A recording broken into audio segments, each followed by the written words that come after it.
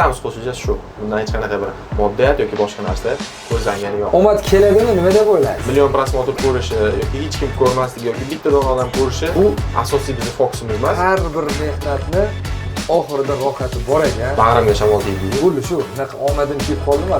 Boramiz omad. Bek Avtotuning brend asoschisi o'zi aslida kim? Assalomu alaykum aziz namanganliklar. YouTube kanalimizga xush kelibsiz. Namanganligimiz podkasti ilk soni bilan barchalarni tabriklaymiz. Xudo xolasa yaxshi niyatlar bilan, katta maqsadlar bilan bu loyihaga qo'l urdik. Bugungi eksklyuziv birinchi sonimizda eksklyuziv mehmon bor. Namanganda avtoblogerlik sohasida eng toplardan biri Bek Avtotuning asoschisi, Insta bloger Beyzat aka Zakirjanov. Aka, xush kelibsiz. Assalomu alaykum. Avvalambor taklif qilganingizdan xursandman. Xush kelibsiz aka.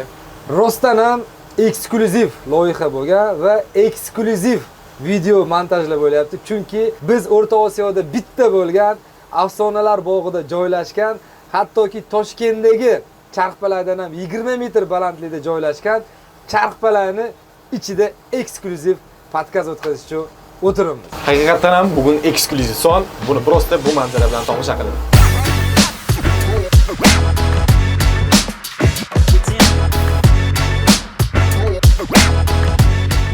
Aka, yaxshi kelib oldingizmi? Ishlar qalay, charchab qolmang. Rahmat. Keling aka, tomoshabinlar bilan bir yaqinroq tanishsak. Bek Avtotuning brend asoschisi o'zi aslida kim? Bek Avtotuning Instagramda profilimiz bor. Men o'zim 91-yilda 24-noyabrda Namangan shahrida tavallud topganman. Xo'p, oilada 3 ta farzandmiz. Kattasi o'zim, mendan keyin singlim bor va undan keyin ukam bor. Otam, onam alhamdulillah hayotlar. 4 nafar farzand otasiman. Eng kichkinasi qizim va undan keyin 3 ta o'g'lim bor. Zo'r aka, farzandlar katta bo'lishsin. Ular ham qiziqishadimi shu mashinalarga, texnikalarga? Ha, qiziqishadi. 3 talari ham mashinalarning markasini bemalol sanab berishadi. Endi qizimni bilmadim, hozir endi katta bo'lganlardan keyin bilamiz. Lekin inshaalloh hammalarini o'sha xalqimizga, yurtimizga, o'sha dinimizga xizmat qiladigan qilib bir solihalardan qilishga harakat qilamiz. Inshaalloh, inshaalloh. Aka, menimcha ko'pchilikka ham qiziq bu, ayniqsa obunachilarga, butun Namanganga, sizni bilganlarga qanaqa bu sohaga kirib qoldingiz o'zi umuman? Qaydan boshlandi hammasi? Birinchi varaqlar deymiz-ku. Qaydan o'shalar yozilish boshlandi? Bu sohaga kirib qolishim meni tog'am borlar, oyimni ukalari, ya'ni oyim ukalari bo'lganlar, ular biz yoshligimizda hamma misol uyga katta hovlisiga tushadi-ku. Shunaqa paytda 15 kunda bir haftada bir tushganimizda shu tog'am rahmatligini shu hovlida ustachilik qilardilar, mashinalar bo'lardi. Ishxonalardan отдельный yana qanaqadir mashinalar uyda bo'lardi. Shu mashinalarga shu uyga borganimizda men ozgina qarashib turardim-da, keyin oyim shu o'g'limni shogird qilib olgan deb aytganlar, keyin shu bilan shogird bo'lib tushganman. Lekin men shogirdga tushganimda adashmasam 5-sinf bo'lganman-da. Maktabni tamomlab kanikulga chiqiladi-ku, yozgi ta'tilga chiqilganda keyin borardim servisda shu 3 oy ta'tilda ishlaganman. Ozgina yoqmagan joyi bo'lgan, ozgina yoqqan joyi bo'lgan. Tog'am rahmatli servisda ustozlari bo'lgan. Ular bitta отдельный bo'lib servisda ishlab yurardilar. Keyin o'sha servisda ishlab yurganimizda 3 oy kanikul tugagandan keyin yana где-то bir yilcha ishlaganmizda. Keyin отдельный bo'lib o'zlari servis ochganlar. Bitta o'rtoqlari bo'lgan. O'sha o'rtoqlarning joyi bo'lgan. Joyda quruq joyi biz qurganmiz. Tog'am, xullas shogirdlar bilan hammamiz qurganmizda. Qurganimizdan keyin u yoqda ham bir 5 yildan ko'proq ishladik. Keyin katta tog'am, biznesmen tog'am borlar. Ular kichkina tog'am uchun отдельный bitta joy olib berganlar. Noldan. Ha, noldan. Boshida ijaraga chiqqanmiz, keyin bu yoqda noldan joy berganlar. U ham nol bo'lgan. Kunduzi bilan ustalarga qarashardik-da, binolarni qurish uchun. Keyin kechqurun o'zimiz ishimizni qilardik. Ya'ni mashinalarni egasiga topshirish kerak bo'lardi. Tog'am rozi baquvvat bo'lganlar, zo'r inson bo'lganlar, chunki kimdan so'rasangiz, mana hozir taniganlar bo'lsa, hammalari yaxshi iliq munosabat bildirib, zo'r bo'lgan, rahmatli. yo'q bu yoq deb eslashadi. Chunki juda ko'p odamga yaxshilik qilganlarni ko'rganman-da. Biz yaxshilik qilishni tog'amdan o'rganganman. Chunki uyimizda misol deylik 4 soat, 5 soat turgan bo'lsam, men tog'am bilan 10 soat, 15 soatlab juda ham ko'p vaqtni o'tkazganmiz-da. Ha, o'tib qolganlar-da. Ha, endi yosh o'tganlar, misol juda ko'p ishlar qildik. Hattoki uzoq masofadan keladigan mijozlarimiz bo'lishgan, ularga ham chotki xizmat ko'rsatib, anaqa nima desa bo'ladi, jaydarasiga aytganda ochiq inson, mana juda bir xushchaqchaq inson bo'lganlar-da. Keyin ishlar yurgan paytimizda juda ko'p anaqa qiyinchiliklar bo'lardi. Men anaqa boshlig'i jiyani bo'lganim uchun tog'am rahmatli juda ko'p yaxshiliklar qilishgan. Kechalari ham pashti birga yurardik. Keyin xullas taqdir taqozosiga yosh o'tganlar, olamdan o'tganlar. Sohamga kirishimda boshida yoshligimda qiynalganman-da. Chunki o'ylaganman, o'rtoqlarim, sinfdoshlarim aytishardi, "Bek, kel darsdan keyin qol, yoqqa boramiz, bu yoqqa boramiz." Rosani qiziqqonmiz, o'yin kulgi, sinfdosh qizlarimiz bilan yaqin bo'lganmiz. Hammalari "Bek, ketma, yaqinda bitiramiz, yo'q bu yoq" deyishardi. Imkon darajasida ular bilan ham o'ynardik, boshqa qilardik. Ko'proq mehnatda o'tgan. Ha, mehnatda o'tgan, qo'llarim to'g'risi ana qora bo'lardi. Demak, ustalangan kraska hattoki yuvsak ham ketmasdi, kraskalar. Ba'zi bir joylarga borsak, oq kiyimlarim bo'lardi endi. Chiroyli kiyinishni yaxshi ko'rardim. Kiyinardik, lekin ana qo'limga qarab yashirardim-da. Men yaqinda festival o'tkazdik. Festival o'tkazganimizda davlatimizni, shahrimizni rahbarlarida, ya'ni misol mana shu Namangan shahri bo'ladigan bo'lsa, shaharni eng katta rahbarlari bilan yonma-yon yurib, lentalarni kesdik. 500 mingga yaqin bir odam keldi. Hamma odamni kuzatdik. Xullas, avtoblogerlar bilan davrlarda bo'ldik.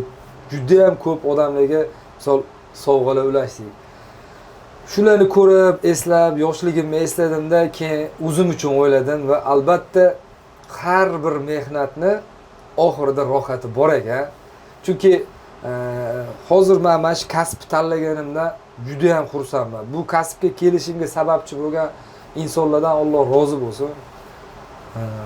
Avvalo o'sha rahmatli tog'amdan ham Alloh rozi bo'lsin, joylari jannatda bo'lsin. Amin. Chunki juda mehrim baland bo'lgan, ularni men juda yaxshi ko'rganman. Endi bularni men hali to'g'risi hech kimga aytmaganman. Kelib qoldi kadr o'rtada. Shu eslaganimda bir eslab qo'yay dedim. Chunki men juda ham birga ko'p o'tkazganimga, yaxshiliklarni ko'rganimga rosa meni mehrim tushgan bo'lgan. Endi umr qisqa, insonga berilgan umr kiprikka qo'ngan yosh deyishadi. Kim erta, kim kech o'lishini biz bilmaymiz. Lekin hayot davom etaveradi. Mana misol o'sha o'lganlarni goh-gohida eslab qo'yishimiz mumkin, lekin hech narsa qilib bera olmaymiz. Shunga imkon darajasida dadam aytadilar, "O'g'lim, sen yaxshilik qilib, kimdandir yaxshilik tutmas. Xudo yo'lida yaxshilik qil. Sen agar kimgadir, misol sizga yaxshilik qiladigan bo'lsam, sizga emasdi, Alloh yo'lida yaxshilik qil. Senga qachondir o'shani mukofoti bo'ladi" deylar. Men haqiqatan ham begona odamlarga qo'limdan kelganicha yaxshilik qilishga harakat qilaman. Lekin safarlarda yurganimizda men tanimagan odamlar menga shunaqa iliq muomala qilishadi, ki men o'ylayman, ha, bu ana yaxshilikni mevasini ko'ryapman deyman. Chunki safarlarga chiqqanimizda aqlim sig'magan odamlar bilan ham yaqin bo'lib ketganmiz. Chunki misol u aytadi, "Sizni qaydadir ko'rganman, yo'q bu yoq" deb suhbatlashib, menga ko'p foydasi tekkan odamlar bor. Insonmiz. Birinchi o'rinda inson bo'lib keldik. Qo'limizdan kelsa yaxshilik qilib, kelmaydigan bo'lsa yomonlik qilmaslik kerak deb o'ylayman. Shunga shu endi misol hayot davom etyapti-da. Savol berayman. Bemalol. Ora-orada nima qilib? Misol noto'g'ri gapirib qo'ysam, faqat to'g'ri tushunasizlar. Chunki biz tayyorgarlik qilmadik. Men anaqa tayyorgarlik qilib kelganim yo'q. Tasodifiy holatda keldilar, bo'ldi deb qabul qildik. Birinchi marta bunaqa podkast o'tkazishim. Shunga bemalol savol berasiz. Javoblarimda faqat yaxshilik tomonini ko'rishsa bo'ldi. Mayli, xudo xolasa. Negizdagi oxirgi paytda juda ko'p kuzatdim. Ijtimoiy tarmoqlarda ayniqsa oxirgi kontentlaringiz 1-2 oy, 3 oylik aktivsiz ancha festivalda boshlab kuzatishni boshladim asosan. Shu shaxsiy brend rivojlantirish ijtimoiy tarmoqlar sizga qanaqa imkoniyatlarni ochib berdi? Shaxsiy brendmi? Xo'p, 3 yil bo'lgan bo'lsa, boshqa anaqa shaxsiy brend yurg'izishni boshlaganimga ishoning, o'zim o'ylamagan darajada menga katta foyda berdi. Birinchi o'rinda sotuv. Sotuv deganda servisimni sotuv. Xizmatlarni sotish. Xizmatlarni sotish. Ikkinchi o'rinda avtoehtiyot qismlarini sotyapman. Nimaiki mashina bo'lsa, Jemlarniki o'zimizda tiqilib yotib Namanganda, inomarka mashinalar. Mercedes, BMW, Audi, Rolls-Royce, xullas nimaiki. Yani yaqinda Bugatti'ni ham kalotkasini Qozog'istonga sotdim-da.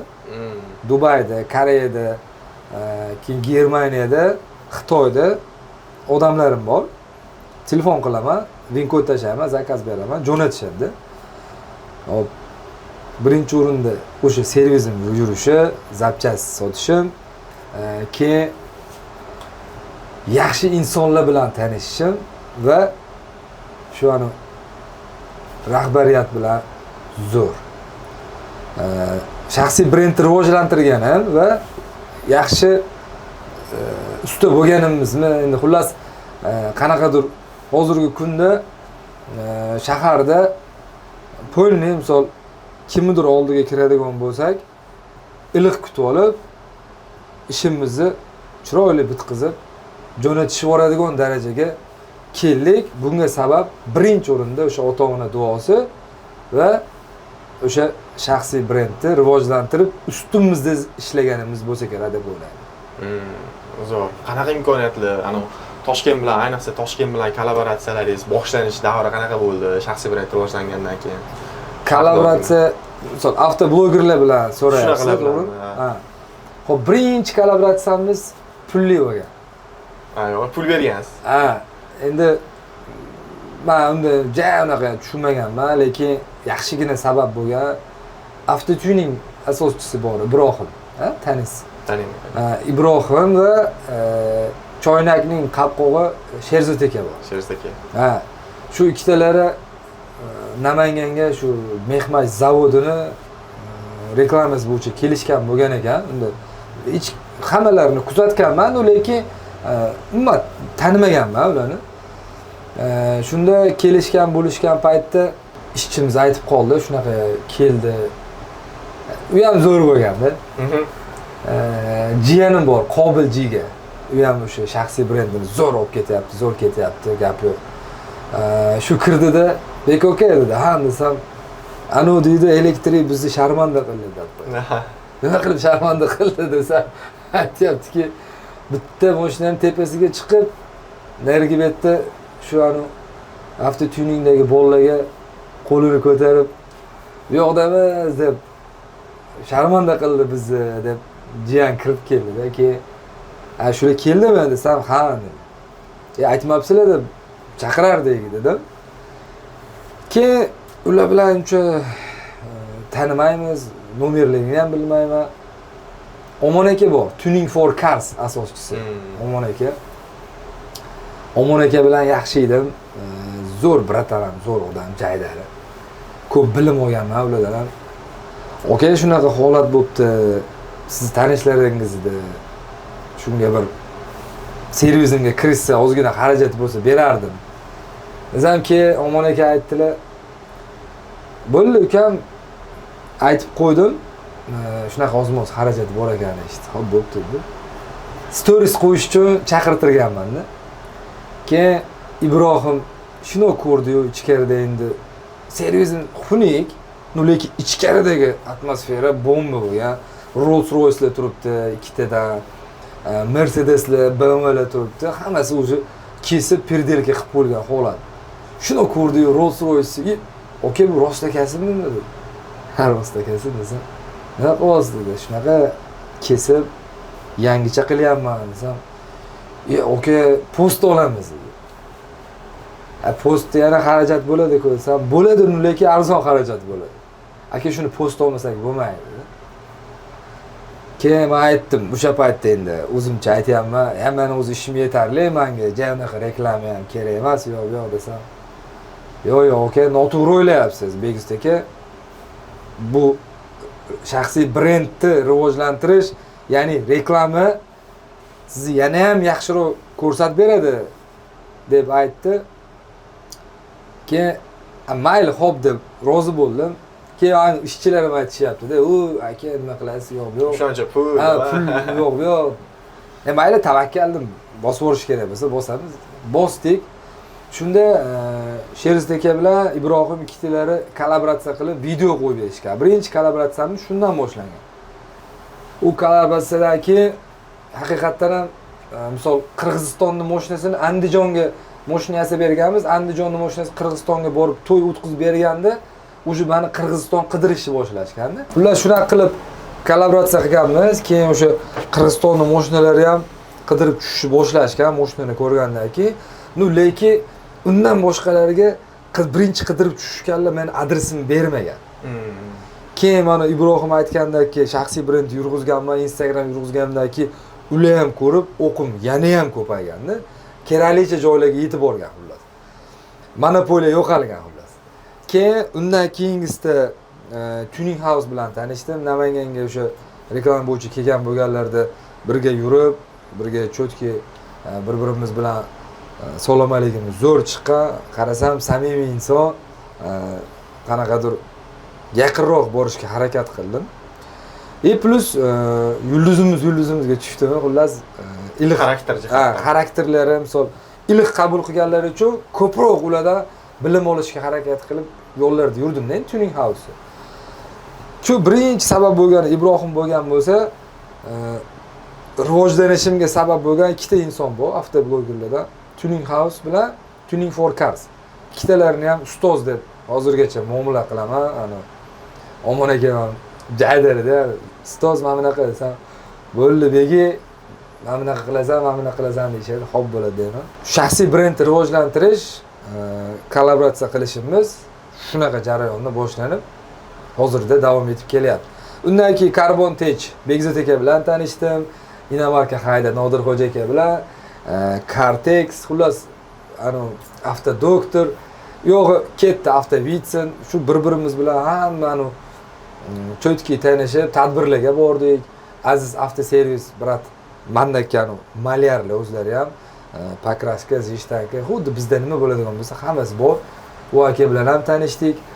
Tadbirlarga chaqirishadi, boraman lekin vaqtimni ajratib, chunki maza qilaman-da, xullas yangi do'stlar, yangi atmosfera, zo'r bilim, hammasi chotki bo'ladi-da, shuni hisobiga borib, ko'rib, kelishib qilamiz. Zo'r. O'zi ham avtoblogerlar, ayniqsa oxirgi paytda shu birlashib, to'g'risi bozori anchagina o'sha siljitib oldi desa ham bo'ladi. Chunki boshqa sohalarda, boshqa misol qurilish sohasi, boshqa sohalarni oladigan bo'lsa, bunchalik ahilchilikda birlashib, kontent qilib bozorni o'zgartirganlar juda ham kam. Menimcha birinchi o'rinda bu avtoblogerlarning o'zi bemalol aytsak bo'ladi. Demak, o'sha kollaboratsiyalardan keyin sразу effektini bilgansiz, shaxsiy brend kuchini bilgansiz, sразу o'sha reklamadan keyin o'sha Qozog'istonlar, Qirg'izistonlar boshlanib ketgan. Boshlangan. Zo'r, u shaxsiy brendni hali ham rivojlantirmagan bo'lishsa, rivojlantirishsin. Agarda Namanganni misol bilim kerak bo'ladigan bo'lsa, qanaqadir boshlash uchun men qo'limdan kelgancha tayyorman. Hech qanaqa manfaat, hech qanaqa pul kerak emas. Yaqinda ham mana misol bilgan bo'lsangiz 13 ta odam bilan proyekt boshlaganmiz. U joydan menga unchalik manfaati yo'q.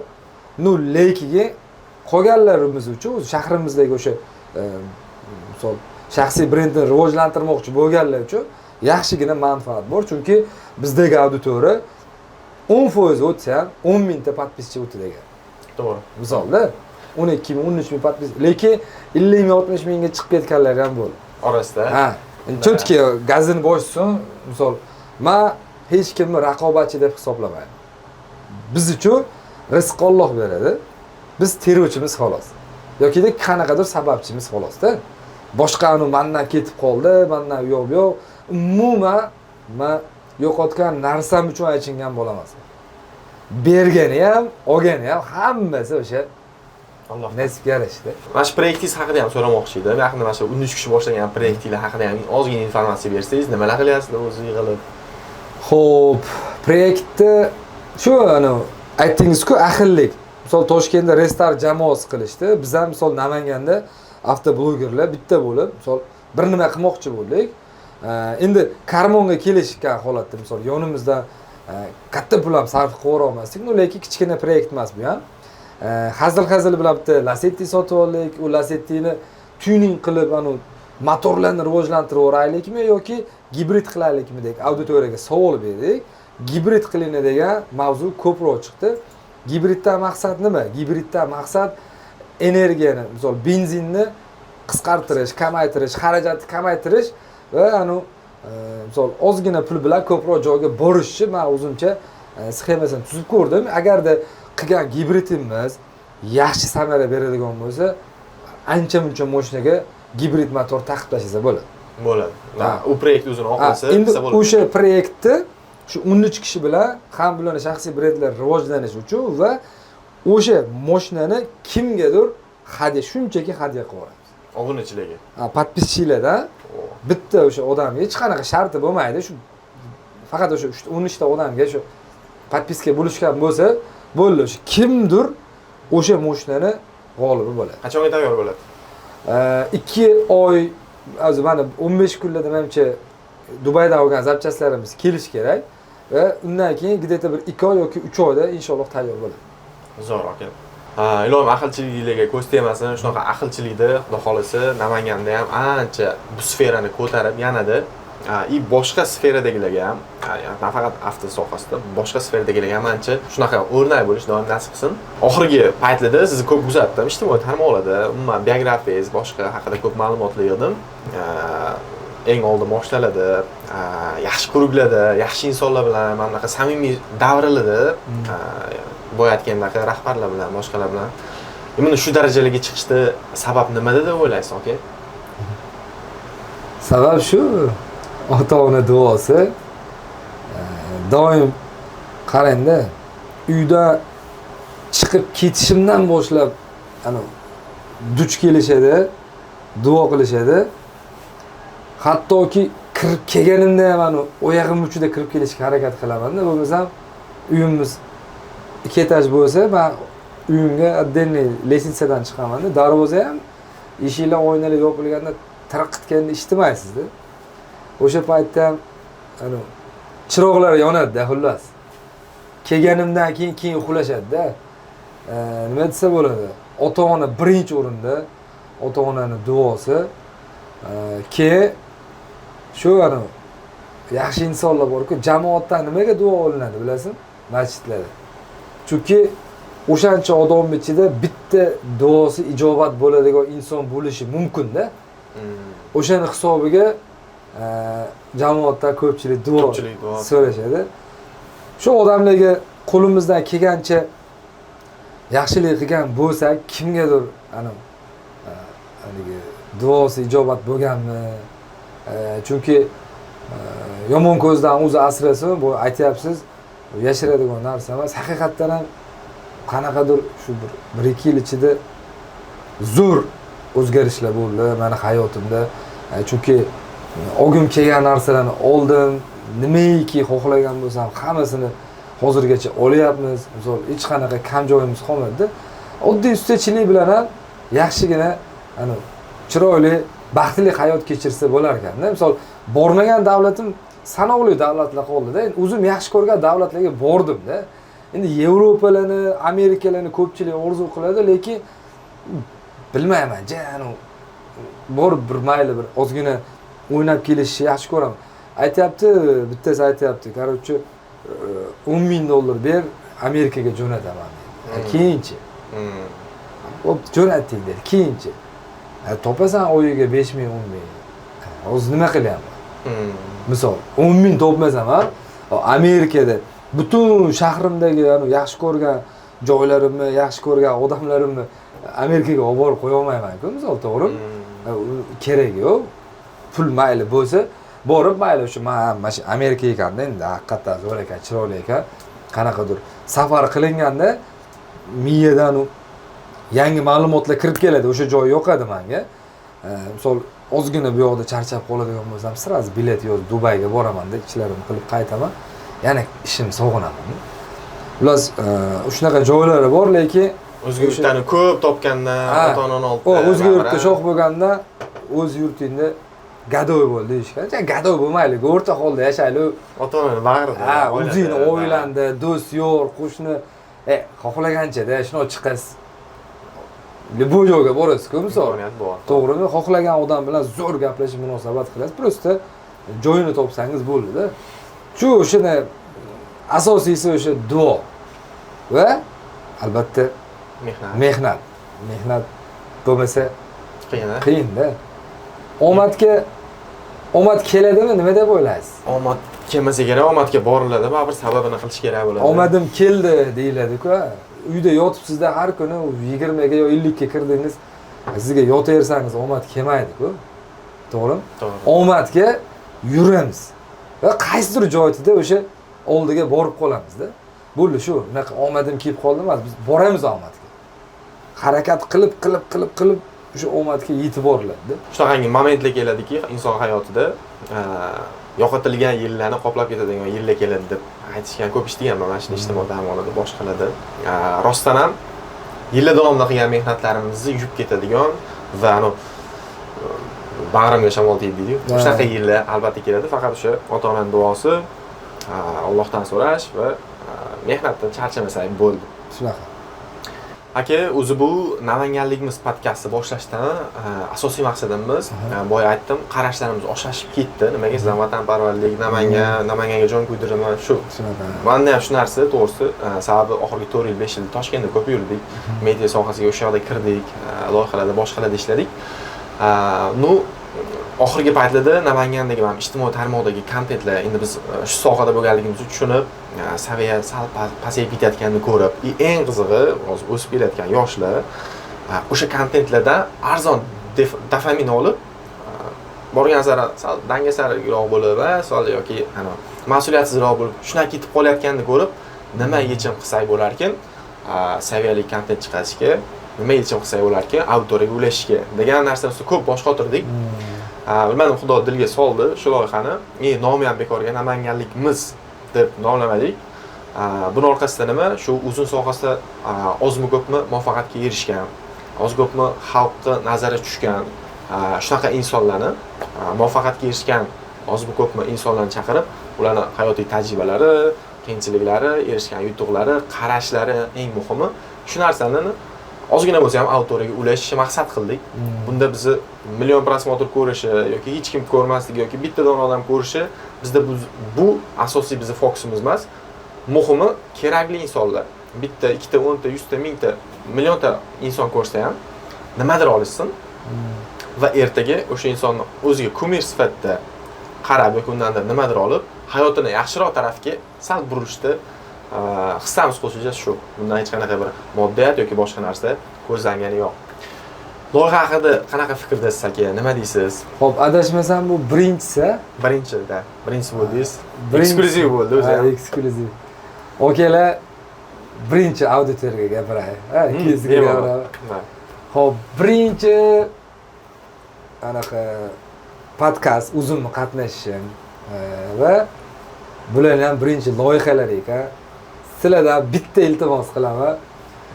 To'g'risi mana turgan joyimizga ham chiqib tayyorgarliklar qilib, bu yoqda bir mashinchalik qilib olishimiz uchun ham yaxshigina mashaqqat bo'ldi. Aytmang. Bitta anaqa so'rayman bulardan. Like so'ramayman. Xato qilgan bo'lsak, yoshmiz. Xato qilgan bo'lsak, keyin qanaqadir bir nima desa bo'ladi, noto'g'ri gapirib qo'ygan bo'lsak, cho'tki qilib отметкаларni qilib, shu qanaqadir reaksiyalar bilan bir poddeshka qilib bersani borku, okalar, ishoninglar.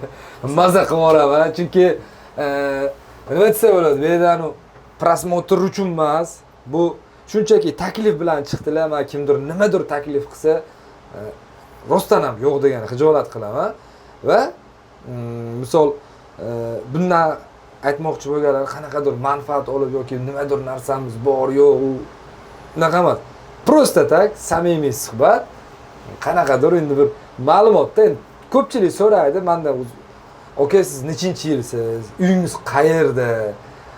Xuddi shu siz savol bergan savollarga qarasa. Bo'ldi, javob beramiz. Shu anu xato qilgan bo'lsak, o'zinglar uchun to'g'rilab o'tib ketasizlar. Agar yaxshi joylari bo'lsa, shu qaysi joylarda Podдержкада bo'lasiz. Ha, podдержка qilib qo'ysanglar, bizdan baxtli inson bo'lmaydi va biz sizlar uchun yana ham anu motivatsiya olib harakat qilishdan to'xtamaymiz. Sizlar o'ylamani, video olish oson yo'q bu yoqda. Oson deb o'ylayotgan bo'lsangiz, shuni och telefoningiz. Shuni o'g'ir bitta kameraga olib ko'ring-da. Qanaqa qiyinligini bilasiz-da. Birga yaqin soatimiz. Uningidan o'tib birga yaqinlashib qoldi. Butun Namanganda eng qizig'i bu Charxpalak ustida syomkadamiz, syomkamiz davom etyapti. Shuning uchun birinchi son namanganliklar, akalar, ukalar, do'stlar maksimum podдержка qilasiz degan umidamiz. Xudo xolasa kamchiliklarga rozi bo'lishadi. Albatta, keyingi sonlar kimlar bilan bo'lsin, qanaqa bo'lsin, xato kamchiliklar maksimum podдержка deb turasizlar. Hali bu sonda ham bu ko'rsatuvlarimiz ham katta loyihalar bo'lib ketadi, xudo xolasa. Barchaga rahmat. Keyingi sonlarda chiroyli diydor ko'rishguncha hammaga rahmat.